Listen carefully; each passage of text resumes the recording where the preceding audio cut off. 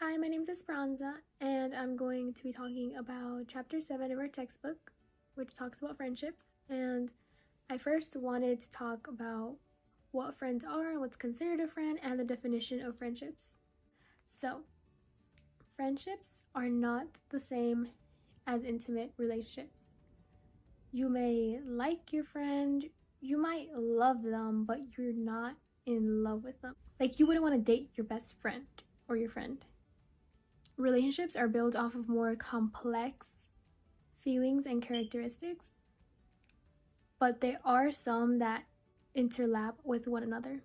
Versus liking someone, it's more simple, and it doesn't mean that it's less important or anything. It's just they're on different scales. I'm not sure how to pronounce the name, but this is from the textbook, and it says, friendships are closest, deepest, most involved, and most intimate. Friendships are also very important in our lives. If you don't have any friends, it can be very easy to feel lonely or detached from the world, or you just feel like a robot because you're not really talking to anybody and you're not building any of those friendships. And then later in my slides, I'm also going to be talking about how a guy and a girl can also just be friends. First, I wanted to go over what the textbook says about friendships and how most of our friends are the same sex as us. Now, obviously, it doesn't mean that you can't have any guy friends or any friends that are girls. It's just that you're more likely to have friends of the same sex, but like I said, it varies between anybody. So first, I'm going to be talking about guy friendships. Initially, men are considered to be more side to side. Basically, what this means is that men's friendships usually tend to be based off of shared activities, companionship, and competition. And so men and women tend to talk about different topics. And like I said, men are talk more about interpersonal stuff. And then also around shared activities, like I said, it could be sports, it could be type of game, video games. And then it talks about how women tend to be more face-to-face. And also more personal issues, like if you're going through a hard time, you don't really know who to ask for, you typically go to your best friend and they're there for emotional support and social support. And then they tend to be more intimate. Sometimes you might hug your friend, and that leads to more feelings of affection, like maybe telling your friend it's gonna be okay, holding their hand through it, stuff like that. Well, when it's put in this way, it seems like, oh, like girls tend to have more friends and guys tend to be like more lonely, when in reality it really isn't like that.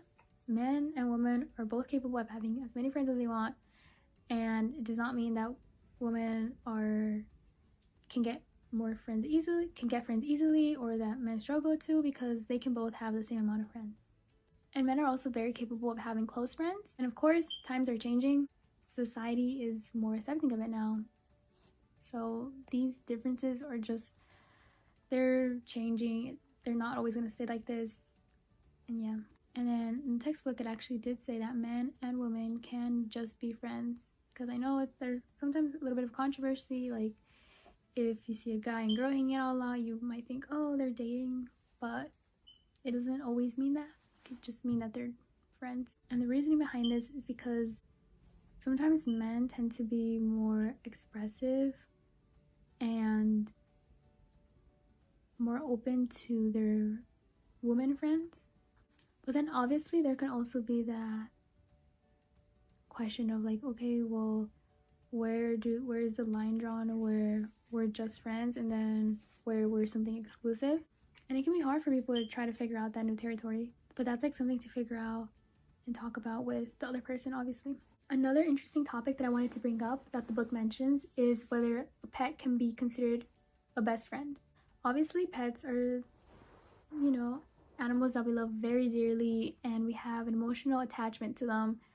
So they can include some traits that friends do, because, if you are ever sad and you don't feel like you want to talk to anybody, your pet is going to be there for you. Obviously, like, the pet can't talk to you, your pet can't talk to you or give you any advice, but they're there for you, through their presence. And, pets keep us busy. Many people get pets because they want to be distracted. They want to have that companionship. But obviously, a pet cannot replace a human friend. It's just two separate things. So of course, it's understandable that some people feel like, oh, their pet can be their best friend. And also that famous saying that a dog is a man's best friend. It's very popular. And so if we use the term loosely, then sure, I mean, your pet can be your friend, like your best friend, if you view it as that. Like I said, everybody's different, and there are some traits that a human can provide that a pet can't. And like there can be toxic relationships, there can also be toxic friendships. There are some characteristics that people have that can really make a friendship hard to maintain and can become extremely toxic. Some friends, they can make a good impression because, oh, they seem very confident, like they talk a lot, but at the end of the day, that narcissism, when you spend more time with them, it starts to become really toxic to that friendship. You know, you don't want a friend that's going to be self-centered or selfish all the time. You want one that's obviously going to be there for you and, you know, going to relate to things you like. There's also Machiavellianism, which is people can be sly and very manipulative. And like I said, those traits at the beginning, they might seem like, oh, okay. And then they start wearing off and they start becoming really negative and impacting the friendship really badly. And it starts to become annoying and not, you know, that old friendship that you used to have. This is actually called the dark triad. And it is called this because these are negative characteristics that make it hard for people to connect to people who have these traits. Another thing that I want to talk about is that friendships are earned. You just don't randomly start talking to somebody and immediately you guys are friends. It takes communicating, it takes being vulnerable with one another, and also having things in common to talk about. Majority of your friends might be childhood friends, or they might be high school friends, or people that you met through work. They were first your coworkers and you started talking to them and then you guys are friends. Personally, in my life, I think most of my friendships started, I don't really talk that much to my childhood friends anymore, just because I kind of moved and they're all kind of far away now. But I think majority of my friendships that I have right now either evolved from like high school and even work, and then those friends introducing me to other people, and that's how I know majority of my friends or my best friends. There are 4 big traits that I would like to touch base on that revolve around the attributes of friendships, and that is social support, responsiveness, respect, and trust. Social support means being there for your friend when you know they're going through something, and you know, maybe giving them a hug or just giving them some of your advice and just being like listening to them. And you know those friends will make time for you and they'll want to see and they'll want to talk to you, and you don't have to like force them, or sometimes you can also even feel negative energy. Like you can feel when a friend doesn't want to hang out with you anymore, or that like the connection is just slowly fading away. So if there's not responsiveness in that friendship, then it's very easy to start like as friends just going your own separate ways. You know, obviously respect is a big one, because you don't want a rude friend. You want a friend that's going to respect you and your boundaries, and someone that you know isn't going to be telling you your secrets to other people or spreading rumors or gossip around. And this kind of falls in with trust, because you want to be able to trust them. You know, if you feel like you can't trust your friend, then that friendship is not going anywhere, and you're not going to want to be vulnerable with them because you know you can't trust them. And that satisfies the friendship a lot. Next, going to be talking about my research article that I chose, which revolves around the role of friendship and how that connects to life satisfaction, and how that plays an important role in people's lives. So in this table, there was 50,000 people that were surveyed in different households, and each person was different. They were ages 18 years old to 64 years old. So obviously there's going to be like a lot of variety, because everybody, you know, those ages, everybody's at a different time in their life. As you can kind of see, the satisfaction is higher when you see your friend more than versus when you only see them once a week, or maybe even like once a year. Your your satisfaction is going to be lower. But obviously it's different because, you know, like I said, it's like a big variety of ages. You know, you have 18-year-olds and 64-year-olds, and in between those ages, someone that's, let's say, 18 might meet their friend up more because they're probably, you know, they might still be in high school, or they might have more free time, versus somebody that's like 40 or 50. They might not be able to see their friends that much because they have a job, they might already have a family. So there's like also different characteristics as to why this might be, but I just kind of wanted to show you this table that signifies life satisfaction with friends, as I was talking about in the earlier slides.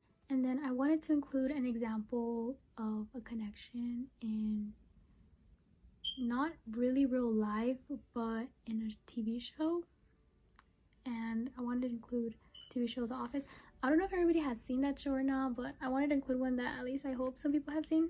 So in this case, Dwight and Michael Scott from The Office. Now their friendship was kind of complicated if you've seen The Office before. Basically, just to summarize it up a little bit, it's just a bunch of coworkers in an office, and every day is like an adventure in there. And I feel like Michael and Dwight were kind of best friends. We're kind of friends because they annoy each other a lot, but then also they've had like very heartfelt conversations with one another. And then another friendship that I can also think of from The Office is Pam and Jim's. Now I know they first were friends and then they started dating, but in the beginning you could kind of see how they were friends, how they just talked a lot, and they formed like a really good friendship with one another. But you can just kind of see how those different, you know, like I was saying, some people meet their friends with their coworkers, and that's what kind of happened in The Office. You know, they all kind of worked there and they all started kind of forming bonds with each other. I also wanted to include this blog I found from mayoclinic.org, which also talks about the importance of friendships and how that relates to life satisfaction and forming friendships and how those make us happy. And sometimes, you know, when you're not in a relationship, you rely on those friendships to make you happy. And overall, just friends make you happy. They are there for you when you might be really stressed or you're kind of anxious about something. They'll be there to provide support, emotional support, give you advice. And at times, you know, when you're also feeling like lonely, you can also just like reach out to them and, you know, they'll be there for you. And that's what this article kind of talks about, how they help you relieve stress and be more happier in general. And I think this article really goes into detail of how that plays a big role in somebody's life with happiness. Other people might be a little bit shy, and that might, you know, make it harder for you to form friendships. But once you find that person that, oh, like, this can be my friend, then, you know, you're able to talk about it, you're able to break out of that shell. Not, like I said, it's not easy for everybody to do that. Some people struggle with that a little bit. And lastly, thank you for watching, and I hope you learned a little bit about friendships, a little bit more than you already knew, and have a good rest of your day.